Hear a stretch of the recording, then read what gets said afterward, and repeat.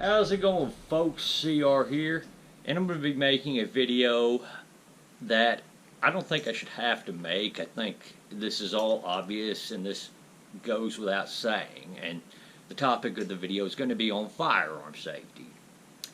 Now, obviously for my viewers, you know my opinion. I think 90-something% of gun owners are responsible and handle their firearms safely, at least.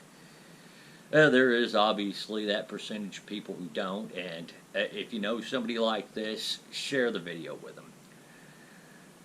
I'm going to start off with some obvious consequences of negligently handling a firearm. First being is you could end up killing yourself or somebody else. Second being you can end up permanently injuring yourself or somebody else. I mean, there are certain wounds a firearm can put on you that you might heal a little bit from, but the damage is going to be permanent. Another consequence to negligently handling a firearm is it could mean prison time for you. Another consequence is you could end up doing a lot of damage to some very valuable property of yours or somebody else's. I'm not going to harp on these too much in this video. In fact, this is probably all I'm going to say about them, because if you don't get it now, I mean, if you already didn't get that, there's not much I can say that's going to sink in at that point. But there are 4 cardinal rules to handling firearms safely. And I think there should be 5, the 5th one being never rely on your mechanical safeties. The reason for this, obviously, is that mechanical safeties break, and if you're ignoring the other 4 cardinal rules, there's no amount of mechanical safety on a gun that is going to stop you from having an accident or negligently discharging the firearm. It's just not. I mean, smart gun technology ain't going to help. There's really no mechanical safety whatsoever they can put on a gun that's going to prevent you from having an accident. So, yeah, do not rely on the mechanical safeties is a rule that's not a cardinal rule, but I think it should. But the first rule, treat all firearms as if they are loaded. And, you know, check and verify that they're not. Looking at this G19, can anybody look at it and tell me whether or not it's loaded? Well, I couldn't tell you just from looking at it. If I hadn't checked it beforehand, I would have no idea whether or not this is loaded. The gun itself is pretty opaque. I mean, you can see a magazine in the well. I mean, but is it empty? I mean, and chamber's closed. So can't see through the chamber to tell if there's a round in there or not. So what we want to do to check to see if the firearm is loaded or not is, 1, we will drop the mag and we can look and see there are no rounds in the magazine. Well, there still might be a round in the chamber. We can't tell. So what we're going to do is lock the slide back to the rear. We're going to visually inspect the chamber. The reason for this being harkens back on mechanical safety portion of it.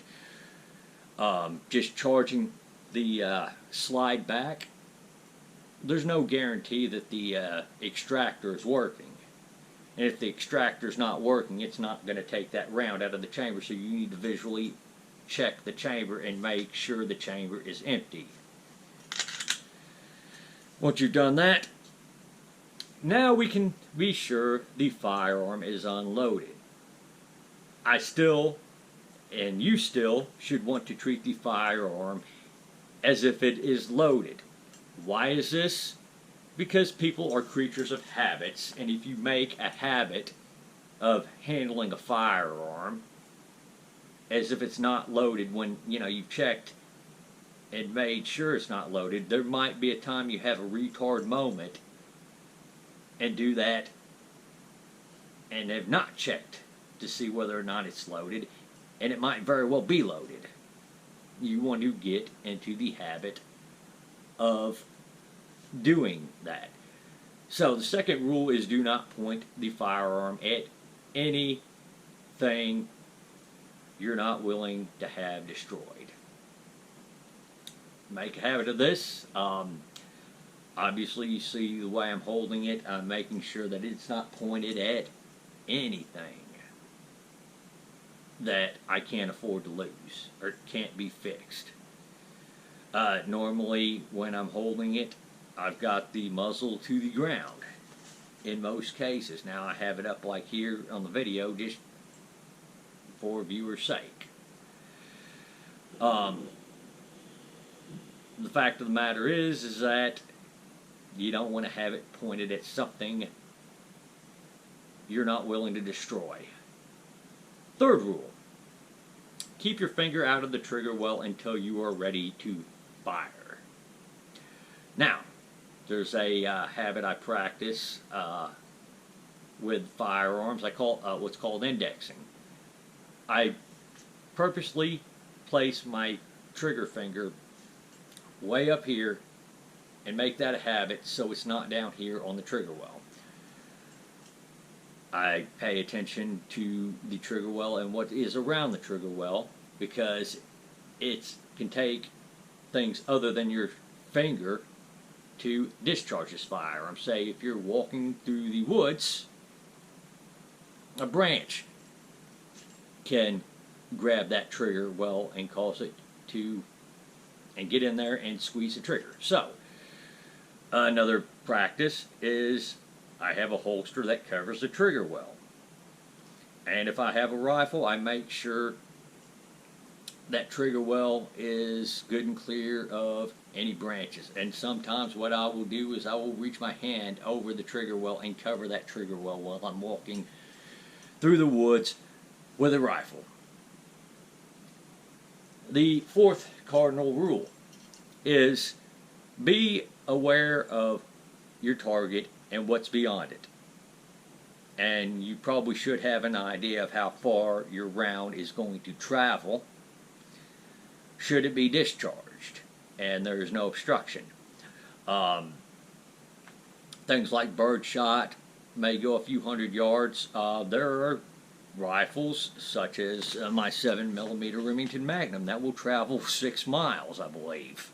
I have to recheck the ballistics, but I think, if you have a hot load, you travel 6 miles. So, again, be aware of your target and what's beyond it.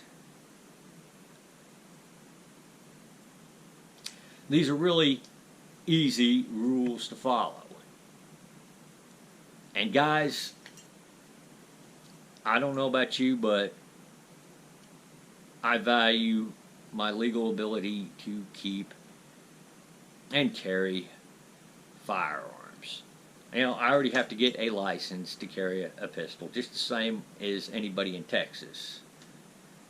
I don't want to have to get a license to even own a firearm, as you have to in, say, New York or in other countries. And the more people who have NDs and end up injuring people, you put others on that side.